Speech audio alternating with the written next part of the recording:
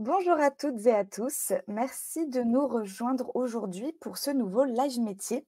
Donc, je vois qu'il y avait eu du monde d'inscrits pour aujourd'hui. Donc, bienvenue au collège Camille Claudel, au lycée français international d'Agadir, au collège des Champs-Plaisants. Bienvenue à tous. Je suis donc Marie-Axel et je serai votre animatrice pour aujourd'hui.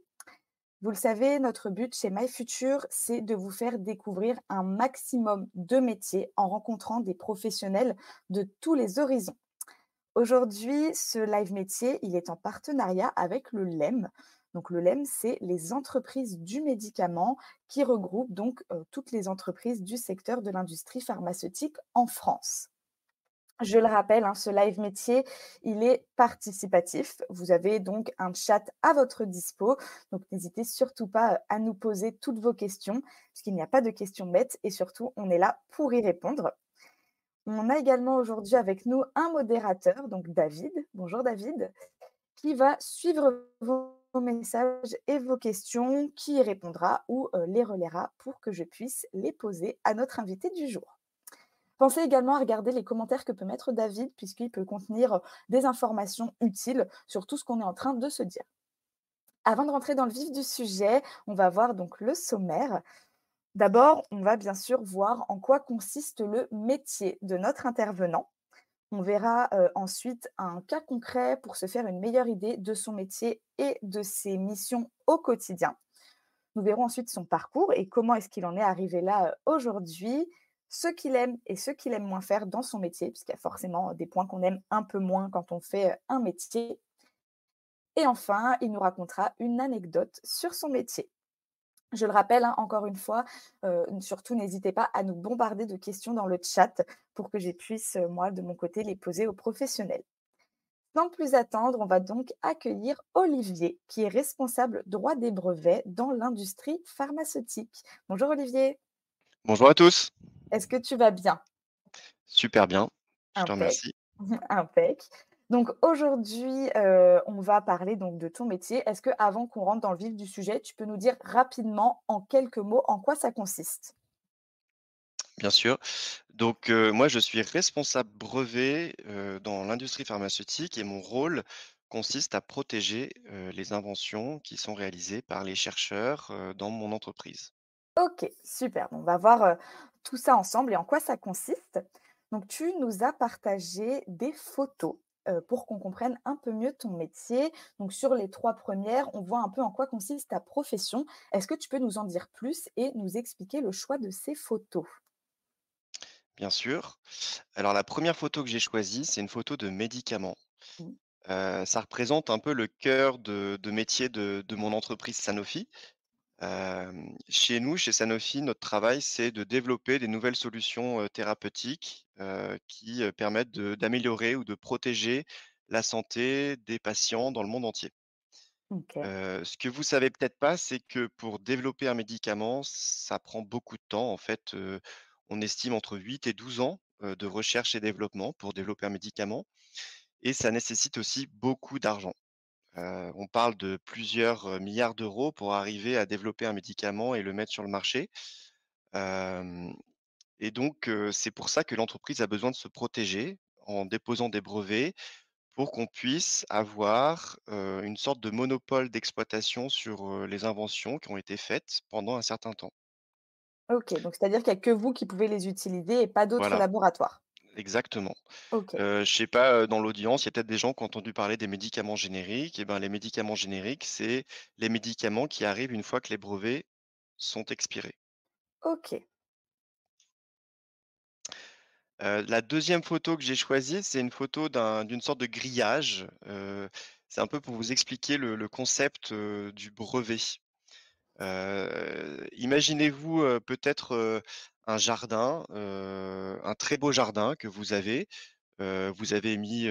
cultivé ce jardin avec passion, il y a des beaux arbres, pendant des années et ben, le grillage, qu'il y a autour, il cache pas votre jardin, mais ce grillage, il va, définir clairement, la zone de propriété de ce jardin et donc tout le monde va savoir que, bon, bah, autour de ce grillage, ça vous appartient et on n'a pas le droit de rentrer dans ce jardin sans autorisation. OK, Et ben, c'est le même concept, avec les brevets d'invention. Le brevet, c'est comme un grillage autour de son invention et tout le monde va pouvoir voir ce grillage et se dire: «Bon, bah, cette invention-là, elle appartient à Sanofi et j'ai pas le droit de la copier jusqu'à ce que le brevet, expire». Et dans notre domaine, donc, les brevets, donc ils expirent au bout de 20 ans. OK, Heu, donc pendant 20 ans, on va pouvoir exploiter seul l'invention et ce brevet, il nous donne le droit d'interdire aux autres d'utiliser notre invention, donc de nous OK, recopier. OK, très bien. Et en échange de cette interdiction, en fait, le deal, si vous voulez, avec, l'État, c'est, de publier l'intégralité de l'invention. Donc, le brevet doit décrire toute notre invention et permettre aux scientifiques du monde entier d'avoir accès aux innovations qui ont été réalisées par Sanofi. Donc ça permet dans un sens de faire, évoluer la science parce qu'au lieu de tout garder secret et d'en parler à personne, on va déposer un brevet. Ce brevet sera publié, tout le monde aura accès à l'innovation scientifique, mais en échange, pendant une période donnée, ici 20 ans, les autres n'auront pas le droit de l'exploiter commercialement. On sera les seuls à pouvoir le faire. OK, et j'ai une question d'Arthur, parce que est-ce que tous les médicaments ont un brevet et oui, ou ont eu un brevet, et il demande si le Doliprane, est-ce qu'il y a eu un brevet sur ce médicament? Oui, c'est une bonne question, Arthur. Effectivement, le Doliprane, alors c'est un vieux médicament, le Doliprane, mais oui, à l'époque, il y a eu un brevet, mais ça fait très longtemps que le brevet, est dans le domaine public. Et d'ailleurs, si tu vas à la pharmacie, peut-être, tu pas obligé de prendre du Doliprane. Le Doliprane, tu peux avoir une autre marque, en fait. Tu peux OK. avoir de l'Efferalgan, par exemple, ou, il y a d'autres, sociétés pharmaceutiques qui vont, donner la même molécule sous une autre marque. OK, très bien, super. Et sur la dernière image, tu nous as mis donc une statue. Est-ce que tu peux nous en dire plus? Oui, alors cette statue, en fait, c'est, ce qu'on appelle la balance de la justice. Elle est assez, connue cette Mmh. statue, et ça représente assez notre travail au quotidien, en tant que juriste spécialisé en propriété intellectuelle, parce qu'on doit toujours un peu jouer, l'équilibre entre, protéger les innovations de Sanofi pour récompenser, les efforts de recherche qui ont été réalisés et puis aussi respecter, le droit ce qu'on appelle le droit de la concurrence, pour que les médicaments génériques puissent accéder au marché, en temps voulu, et donc ne pas aller au-delà, de ce qu'on a le droit de faire sur la protection par brevet. Donc en fait, c'est protéger les innovations, mais pas aller trop loin pour aussi, à un moment donné, laisser les génériques arriver, et voilà et trouver la bonne balance. Mmh. Et c'est vraiment un métier où, on doit à la fois comprendre la science, pour pouvoir discuter avec les chercheurs et donc on a tous un peu une formation, scientifique Mmh. et puis aussi on fait du droit, de la stratégie, heu ce qui nous permet, en alliant un peu ces différentes disciplines, de vraiment, pouvoir protéger au mieux, les innovations qui sont réalisées, chez nous. OK, super, c'est très intéressant. Tu parlais un peu de ton parcours, on y reviendra un petit peu Oui. plus tard. Toi, donc sur les 3 images qu'on voit en bas, c'est plutôt, on va dire, ta journée, on va dire ta journée «type» entre guillemets. Est-ce que justement, toi, tu as une journée type ou est-ce que ça change un peu tous les jours? Alors oui, ça change un peu tous les jours. Effectivement, il n'y a pas une journée type, mais je vous ai quand même Mmh. sélectionné 3 images qui reflètent un peu, 3 dimensions de mon travail que je vais retrouver, au quotidien. Mmh. Donc la première image, vous voyez, c'est une photo d'équipe, qui est en train de travailler autour d'une table et ma journée, elle commence souvent par des réunions, alors avec différentes équipes, au sein de l'entreprise.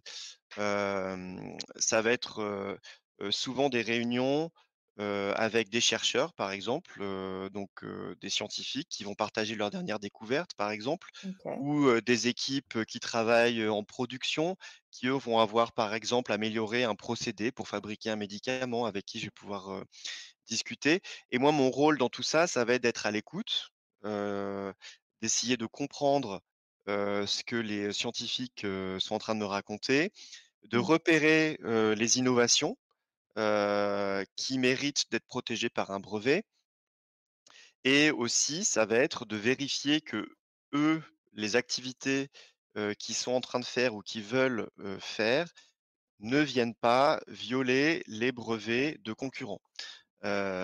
parce que oui, Sanofi dépose des brevets, mais tous nos concurrents en déposent aussi. Ouais. Donc parfois, ce qu'on souhaite faire, eh ben, tombe dans le grillage, dans la propriété de quelqu'un d'autre et à ce moment-là, il faut, mettre en place, on va dire des actions pour, essayer de réduire au maximum le risque pour Sanofi d'être considéré comme un contrefacteur, c'est-à-dire quelqu'un qui utilise le brevet d'un concurrent sans autorisation.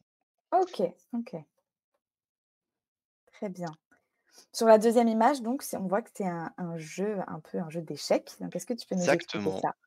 C'est un jeu d'échecs, c'était un peu pour, imager la dimension stratégique, de notre, métier, où un peu comme aux échecs, chaque décision, qu'on prend, il faut qu'on essaye d'anticiper, avoir plusieurs coups d'avance quelque part.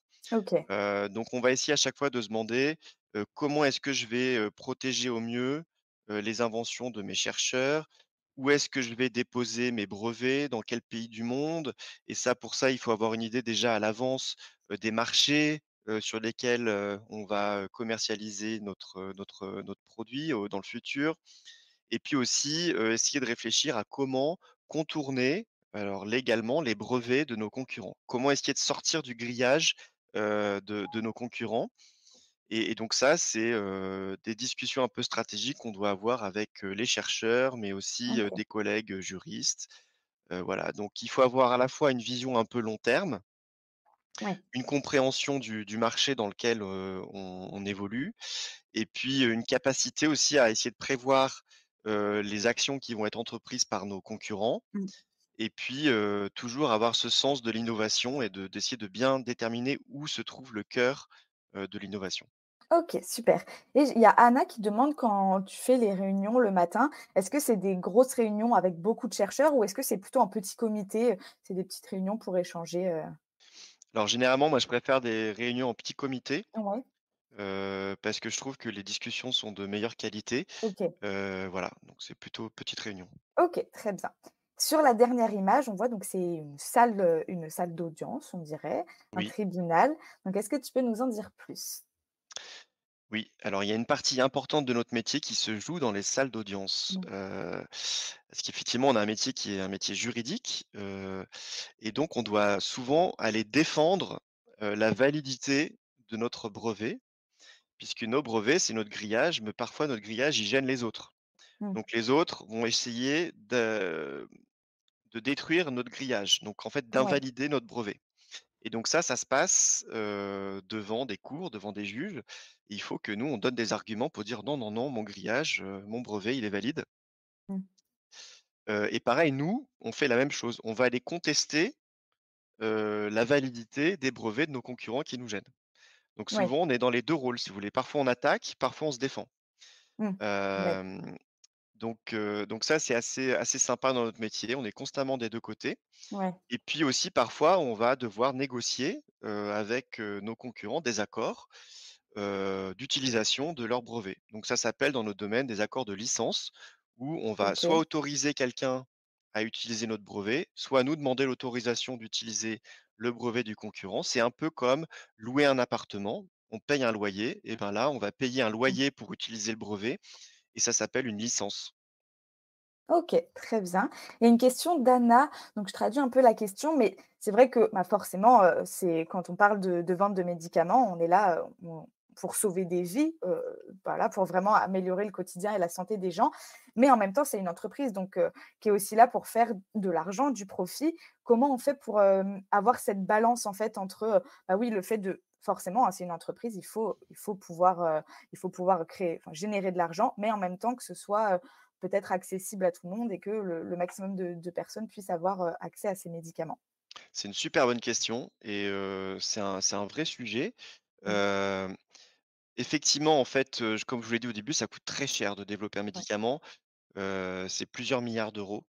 Mmh. Donc en fait, il faut avoir des ressources financières importantes et pour avoir ces ressources, il faut un retour sur investissement, avec les médicaments qu'on vend. C'est pour ça que les brevets sont très importants pour permettre à l'entreprise d'avoir pendant un temps une exclusivité. Donc ça, c'est le premier point. Après effectivement, il y a plein de choses qui sont mises en place, notamment pour les pays en voie de développement, par exemple, chez qui on dépose pas de brevet. en tout Mmh. cas chez Sanofi. Et deuxièmement, on va proposer via on a une fondation qui s'appelle, chez nous Fondation S, qui, va donner gratuitement en fait, accès à nos traitements dans un OK, certain nombre de pays. Et donc OK, ça permet d'avoir une action concrète pour justement favoriser l'accès aux médicaments dans les pays en développement. OK, OK, super intéressant. Maintenant, on va passer à ce que nous on appelle donc le cas concret. Donc toi, une de tes missions, donc on en a parlé, hein, mais ça va être aussi de développer et commercialiser, un nouveau médicament, pour traiter le cancer. Oui. Donc ça, c'est une de tes missions. Donc est-ce que tu peux nous en dire un peu plus? Quels sont les problèmes que tu peux, toi, rencontrer, via cette mission et les solutions, possibles? Exactement, donc c'est un peu un cas réel, c'est-à-dire qu'il y a un nouveau projet qui démarre dans l'entreprise, les chercheurs sont en train de travailler sur, des nouveaux médicaments potentiels pour traiter le cancer. Et donc on a une discussion et on va regarder un peu les 2 aspects que j'ai déjà évoqués. Comment on va essayer de protéger au mieux, ben, l'innovation qui est en train d'être réalisée par nos chercheurs. Et donc on va voir si on peut déposer un brevet, ben, sur la molécule. La molécule, c'est vraiment le principe actif, du médicament qui va permettre de traiter la maladie. Donc est-ce Mmh. qu'on peut protéger ça? Est-ce qu'on peut protéger peut-être la façon dont va être, formulé le médicament? Donc est-ce que ça va être une pilule, par exemple? Est-ce que ça va être, un sirop? Donc ça, on peut aussi protéger, développer, une formulation particulière, déposer un brevet dessus. On peut aussi voir si on peut développer protéger le procédé de fabrication. Donc il y a plein de choses comme ça qu'on peut protéger par brevet. OK. Et puis en parallèle, on va aller regarder tous les brevets de nos concurrents pour voir si, il n'y a pas déjà des choses qui couvrent les activités qu'on souhaite faire. Et souvent, c'est rare en fait qu'il y ait aucun brevet de nos concurrents, Mmh. qui concerne déjà les activités qu'on souhaite mener. OK. Donc les solutions nous qu'on apporte, donc pour le premier aspect, bah, nous on dépose des brevets qui vont permettre de protéger pendant 20 ans nos innovations. Et de l'autre côté, si on a détecté un brevet d'un concurrent qui nous gêne, eh bien, soit on va aller agir en justice, comme je l'évoquais un peu dans la Mmh. slide d'avant, pour essayer de d'invalider le brevet. OK, Parce ouais. qu'un brevet, en fait, il peut être invalidé si il y a des critères pour obtenir un brevet et parfois, les critères sont pas remplis, donc on peut réussir à invalider les brevets. OK. Soit, si on n'est pas capable de l'invalider, ben, on va aller toquer à la porte de notre concurrent et puis demander une licence et généralement, on va devoir payer quelque chose, et donc qui sera plus ou moins cher selon, l'importance, du brevet, pour Oui. nous. OK. OK, OK, très bien. C'est très clair. Parlons un peu de ton parcours maintenant, puisque, donc toi, tu as fait donc des études plutôt, scientifiques, surtout au lycée. Mais toi, tu étais quel genre d'élève déjà quand tu étais au lycée? Moi, j'étais un élève, moyen. Ouais, J'étais, on va dire, milieu de classe, vous voyez, mmh, l'élève, et heu, je savais pas trop ce que je voulais faire, quand j'étais OK, au lycée. Et puis, vu que je savais pas trop, que j'aimais à peu près toutes les matières de la même façon, je me suis dit: «Bon, je vais ouais, quand même faire des sciences». OK. Heu, donc j'avais choisi un bac, scientifique à l'époque. Mmh. Hem Et après mon bac, j'aimais bien la biologie. OK, C'est quelque chose qui m'intéressait, comprendre un peu comment le corps humain fonctionnait, et donc je me suis dit: «Tiens, je vais essayer de creuser ça». Et puis, j'ai fait, une école d'ingénieur en OK, biotechnologie après le très bien. bac. OK. Et à la fin de mon école d'ingénieur, Donc tu as fait 5 heu, ans d'études pour, voilà, 5 ouais, ans 5 ans d'études. Et super. puis, j'étais plus trop sûr de moi, de savoir ce que je voulais faire. Ouais, Et en dernière année d'école d'ingénieur, j'avais eu un cours où on m'a parlé des brevets et je me suis dit: «Tiens, OK. les brevets, c'est intéressant, je connais pas, c'est nouveau». Mmh. Ça me semble à la fois allier la science et puis, apporter quelque chose d'autre, le droit. Et le droit m'attirait pas mal. Et donc en fin d'école d'ingénieur, j'ai fait un stage, OK, dans un cabinet spécialisé, en propriété intellectuelle. Et c'est comme ça que j'ai découvert le métier. OK, Et voilà, à l'issue de mon stage, ils m'ont proposé de m'embaucher. OK, super. Donc ça s'est fait un peu par hasard, Ouais, tu vois? ouais, ouais, C'était pas un plan dès le début parce que oui, je connaissais pas ce métier-là. ouais. C'était l'opportunité et voilà, je me suis un peu laissé porter comme ça par, ce qui s'offrait à moi. Ouais, mais c'est bien de le dire aussi, hein, parce que c'est vrai que ça peut être stressant quand on parle de l'orientation, à des jeunes. On se dit: «Bon, bah, je sais pas ce que je veux faire comme métier». Mais des fois, il y a des métiers auxquels on ne pense même pas et au final, c'est en se lançant dans des études, dans un domaine qui nous intéresse, sans, spécialement avoir, on va dire, d'idées de métier en particulier. Mais après, il y a un métier qui va nous tomber dessus et bah, peut-être qu'on va se découvrir, voilà, un réel intérêt, une passion pour ce métier alors qu'on s'y attendait pas du tout à la Oui, base.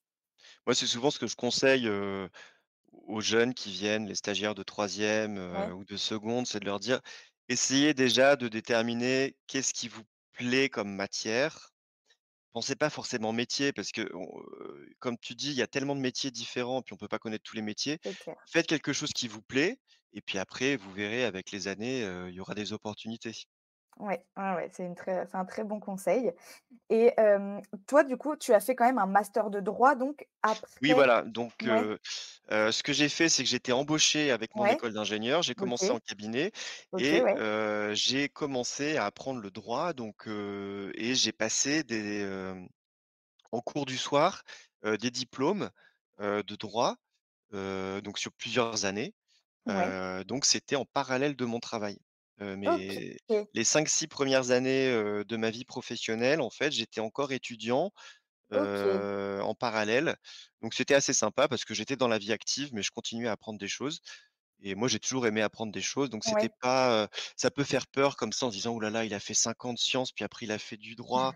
Mais en fait, ça s'est pas passé comme ça s'est passé de ouais, manière assez, heu, plaisante, on va dire. ouais. C'était moi je trouvais ça intéressant et donc voilà. Tu regrettes pas, ouais, d'avoir fait ce Non, non. parcours-là et justement, il y a une question, d'Arthur, un peu, c'est quoi la différence entre être en cabinet pour faire du droit et être dans une entreprise? Eh bien, la différence, c'est que quand j'étais en cabinet, mon rôle, c'était de représenter, mes clients, devant, les offices, de brevets, donc soit en France, en Europe, à l'étranger. Donc en Ouais, cabinet, on avait plein de clients différents. Donc moi, mmh, je travaillais pour à la fois des universités, des OK, petites PME, donc des petites sociétés mmh, en pharmacie, biotechnologie et puis des grosses sociétés. Donc j'avais une variété, si tu veux, de de clients oui, et quand je travaille, là, en industrie, ben, moi, j'ai plus qu'un client, c'est Sanofi, oui, c'est mon ah oui, oui, employeur ouais, et bon, c'est une grosse société, mais c'est un peu différent et l'autre différence, c'est que, étant en industrie, j'ai beaucoup plus de liens avec, les chercheurs directement, ouais, et je suis beaucoup plus impliqué sur la définition de la stratégie, de l'entreprise. Alors que quand j'étais en cabinet, j'étais un petit peu extérieur parce que quelque part, c'était, les gens de l'entreprise souvent qui allaient définir la stratégie et moi j'étais là en oui, cabinet pour l'appliquer. mmh, Alors que là, bah, je suis plutôt, celui qui va la définir. Mais moi, je OK, travaille avec des cabinets aussi aujourd'hui. OK. Je demande à des cabinets de faire certaines choses pour moi. OK, d'accord et donc pour faire ton métier, j'imagine que vous êtes plusieurs donc dans l'équipe juridique. Vous avez quand même tous fait une formation de sciences avant de faire une formation de droit? Oui, Ouais, parce que j'imagine que c'est un métier où on peut pas juste avoir fait, du droit parce qu'il faut quand même comprendre un peu, ce qu'il y a derrière, du coup avoir un peu plus, on va dire, de connaissances scientifiques sur le sujet. oui, exactement. Il faut être capable de quand même converser, Ouais, discuter avec un scientifique, et de comprendre. Voilà, on n'a pas besoin d'être l'expert, mais on a oui, besoin de comprendre et de surtout, on a besoin de savoir poser les bonnes questions oui. et donc Mmh. généralement, pour poser les bonnes questions, il faut quand même comprendre, ce que fait la personne. Oui, Et surtout savoir avoir conscience de ce qu'on ne sait pas. oui, Et donc, pour avoir conscience de ce qu'on ne sait pas, il faut en savoir un minimum quand même pour se dire: «Alors là, je comprends pas» et ouais. demander plus d'informations et cetera. OK, très bien. J'ai une question de Virginie également qui demande si c'est possible que tu donnes une fourchette de ton salaire pour se faire une idée, un peu, de combien ça peut rapporter, ce métier? Oui, alors en fait, le métier quand on va être embauché, on a un salaire assez classique comme tous les ingénieurs. On va être embauché Oui, autour de 35 000 € bruts par an, OK. qui est à peu près le salaire, normal. Mais Mmh. après le salaire va vite, progresser en fonction des diplômes qu'on va avoir Ouais, et donc un ingénieur brevet, avec, 6-7 ans d'expérience, qui aura eu toutes ces formations et cetera, il va être entre 60 et 70 000 € OK. brut, À voilà. l'année, ouais. OK, très bien. Je te remercie. Maintenant, on va passer un peu, donc toi, dans ton métier, ce que tu aimes le plus et après on passera à ce que tu aimes le moins, mais d'abord le côté positif. Donc de ce que toi, ce qui te plaît dans ton métier. Alors moi, ce que j'aime le plus, c'est que chaque jour est différent. On OK. a des missions, assez diverses, comme vous l'avez vu, de la protection des inventions, mais aussi, tout ce qui est l'activité un peu contentieuse, attaquer les brevets de nos concurrents, nous défendre, hem et puis, la science, c'est très varié puisque, bah, voilà, les chercheurs, ils ont plein d'idées, donc chaque jour, on a des discussions intéressantes. Il y a pas un jour qui se ressemble, donc ça, c'est super Ouais. et puis d'avoir vraiment le sentiment d'être au cœur de l'innovation de demain et de se projeter, dans qu'est-ce que seront les médicaments, dans 8 à 10 ans. Ça, c'est assez passionnant parce qu'on se dit: «Ah bah, c'est génial, en fait, dans 8 ans, ça se trouve, on pourra traiter telle maladie de telle Ouais, ouais, façon» ouais. Mmh. et ça, c'est vraiment intéressant. Donc voilà, donc c'est un peu tout ça qui me plaît, le plus dans mon métier. OK, et dans ce qui te plaît le moins, maintenant, parce qu'il y a forcément des choses qu'on aime un peu moins, dans son métier. Toi, qu'est-ce que c'est pour toi?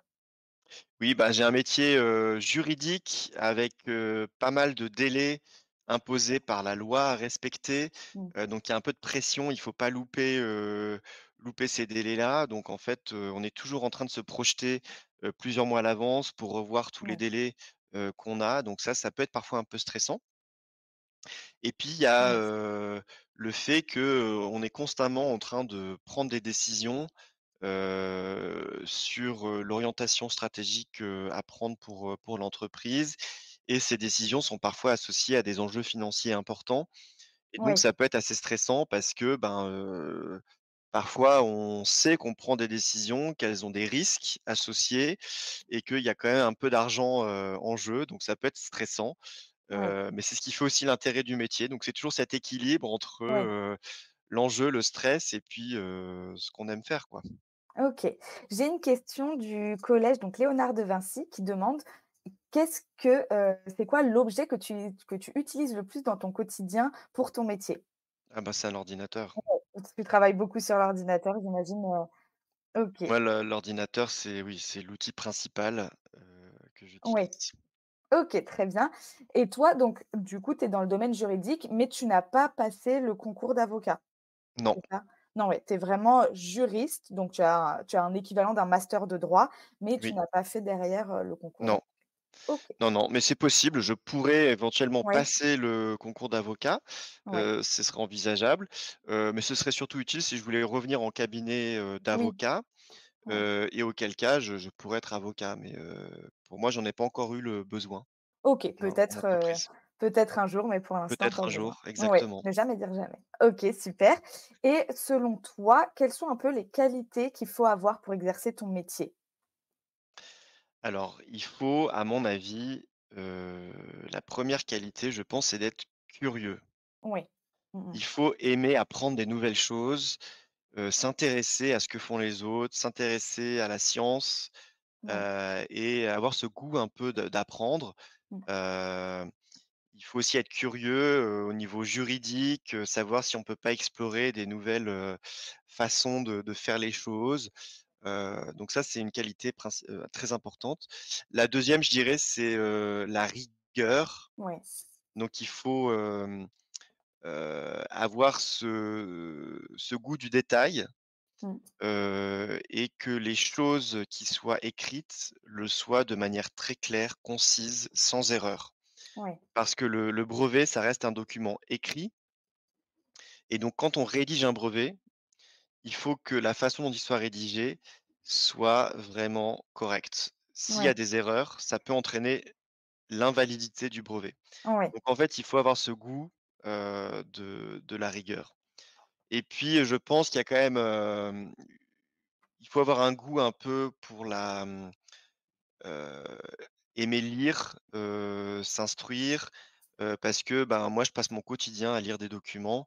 Oui. Hem, il faut quand même, pas être trop rebuté par, lire beaucoup d'articles, Mmh. de brevets, Oui. de concurrents, donc faut avoir, voilà, ce goût-là. OK et justement, tu disais, tu utilises beaucoup l'ordinateur, donc toi, c'est l'objet le plus utile dans ton quotidien, en tout cas professionnel et tu utilises pas forcément de logiciel sur l'ordinateur, c'est plus, justement pour lire, on va dire, les brevets des autres, pour faire des recherches, des choses comme ça que tu utilises Alors l'ordinateur? si, on utilise des logiciels, Ouais. déjà moi j'ai un logiciel qui me permet de gérer justement tous mes délais. OK, Parce qu'on d'accord. a beaucoup de délais en fait, donc ça c'est tout dans un logiciel qui va, nous permettre d'avoir des rappels aussi, régulièrement, nous OK. dire: «Attention, il faut faire ça, ça, ça, ça, ça». Ouais. J'ai aussi des logiciels qui me permettent de chercher, les brevets des concurrents, donc je peux, OK. faire des recherches en ligne dans des logiciels. On a OK. aussi, des logiciels, qui nous permettent d'être assistés par, l'intelligence artificielle, aussi pour nous aider dans certaines tâches, Oui. pour aller plus vite. Donc on utilise pas mal de logiciels. Ouais, OK et justement quand vous sortez un brevet, donc vous devez le rédiger. Est-ce qu'il y a des choses qui vous aident justement à rédiger, pour éviter les erreurs? Parce que tu as dit tout à l'heure, si on n'est pas, très clair dans une phrase ou s'il y a une erreur, ça peut, bah, invalider le brevet. Est-ce qu'il y a des outils qui vous permettent d'éviter ces erreurs? Parce qu'effectivement, ça doit quand même, être, sacrément, une sacrée pression de se dire: «Bon, une petite erreur peut, invalider, le brevet et du coup, poser problème». Alors il y a, souvent ce qu'on fait, c'est il y a différentes parties dans un brevet, Ouais, mais la partie la plus importante, c'est ce qu'on appelle les revendications du brevet. C'est l'équivalent vraiment du grillage. C'est là où on va définir très clairement, l'étendue de la protection qui va être conférée par le brevet et donc OK. cette partie-là, souvent, heu, on va la faire relire par un collègue, OK. parce qu'on veut pas être trop seul, Mmh. à ce moment-là. Parce qu'effectivement, à force de relire la même chose, je pense que tout le monde l'a déjà vu, je pense que quand vous rédigez pareil quelque chose, que ce soit en français ou dans d'autres matières, on voit plus ce qu'on a écrit, Mmh. les fautes et cetera et c'est toujours bien de le faire relire par quelqu'un et nous, Oui. c'est ce qu'on fait et en fait, avec une nouvelle paire d'yeux, et ben, on va voir des choses, des erreurs que nous, on voit plus et donc ça, c'est très important, donc c'est souvent comme ça qu'on fait. Il y a pas OK. de logiciel magique, ce sera Oui. plus un autre humain qui va nous permettre OK. d'identifier peut-être des erreurs qu'on aurait Des erreurs. faites. OK, très bien. Une autre question d'Anna qui demande si est-ce qu'avec l'arrivée de l'intelligence artificielle, il y a des choses qui vont changer dans ton métier ou est-ce que pour le coup, pour toi, ça a pas spécialement d'impact? Alors il y a énormément de choses qui changent, OK, ouais. et il y a beaucoup de choses qui sont en train de changer. Mmh. Hem Nous, ce qu'on pense, c'est que, aujourd'hui, il n'y a pas encore de système d'intelligence artificielle qui est capable de nous rédiger un brevet. Ouais. En tout cas, tout ce qu'on teste, c'est pas satisfaisant, OK. parce que souvent l'intelligence artificielle, ils ont tendance un peu à reproduire ce qu'ils connaissent Oui. et c'est pas trop un outil d'innovation. C'est Mmh. plutôt un outil qui se base sur ce qui existe déjà. Donc, pour nous, c'est pas trop, satisfaisant encore, mais ça nous aide. Par exemple, ce qu'on peut faire, c'est faire une première rédaction, la soumettre à l'intelligence artificielle Ouais. qui va nous proposer des améliorations et ça peut être parfois intéressant, donc on l'utilise. OK. On utilise aussi les outils d'intelligence artificielle pour, définir des stratégies de recherche documentaire, par exemple pour nous aider à améliorer notre stratégie et cetera, donc ça peut être assez intéressant. On l'utilise aussi pour analyser souvent quand on fait des recherches documentaires, on va avoir des milliers de documents qui vont sortir. Oui. Donc ça, c'est beaucoup, beaucoup de travail à analyser et on peut demander à l'intelligence artificielle de nous aider à faire une première analyse, un OK. premier tri qui nous permet en fait d'évacuer les choses qui seraient moins intéressantes ou moins pertinentes pour nous et Mmh. juste, par exemple, si on part de 1000, d'arriver à une liste de 100 et Oui. nous, on va relire 100 par exemple. Donc ça peut OK. nous aider. Ça vous Mais a aidé comme ça les enfin, les outils sont en constante évolution, ça va très, très vite c'est et vrai. donc voilà, comment ce sera dans 5 ans, j'en sais rien. En tout cas, je pense que nous, ce qu'on dit, c'est que, on va tous devenir des ingénieurs assistés par l'IA, Mmh. et on sera, sûrement meilleurs que ce qu'on était il y a 5 ans. Ouais. Mais nous, on le voit pas comme ça va tous nous remplacer, mais plutôt comme ça va nous permettre d'être encore meilleurs à ce qu'on fait. Ouais, ça va être un appui, un axe enfin, ça va vous permettre, voilà, de vous Oui. améliorer dans votre travail. OK, super. N'hésitez pas, hein, à poser vos questions.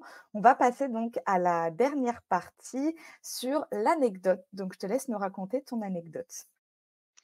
Oui, c'est pour vous donner un exemple concret de comment les brevets peuvent être, assez importants dans notre domaine.